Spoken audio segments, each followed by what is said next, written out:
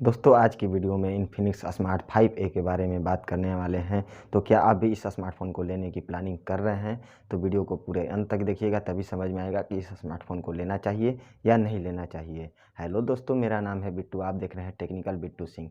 दोस्तों अगर आप हमारे चैनल पर नए हैं तो प्लीज़ वीडियो को लाइक करें और चैनल को सब्सक्राइब कर बेल आइकन को ऑन कर दें, ताकि हमारे आने वाले हर वीडियो का नोटिफिकेशन आपको मिलता रहे। तो चलिए वीडियो को शुरू कर लेते हैं।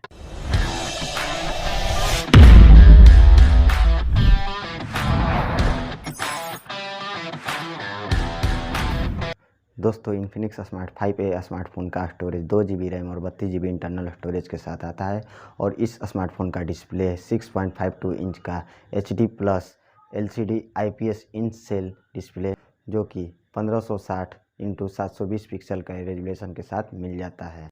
वहीं इस स्मार्टफ़ोन में MediaTek A20 octa core processor मिलता है जो कि एंड्रॉयड 11 गो एडिशन पर बेस्ड है। और दोस्तों देखें तो 6500 के रेंज में इससे ज़्यादा उम्मीद भी नहीं कर सकते हैं।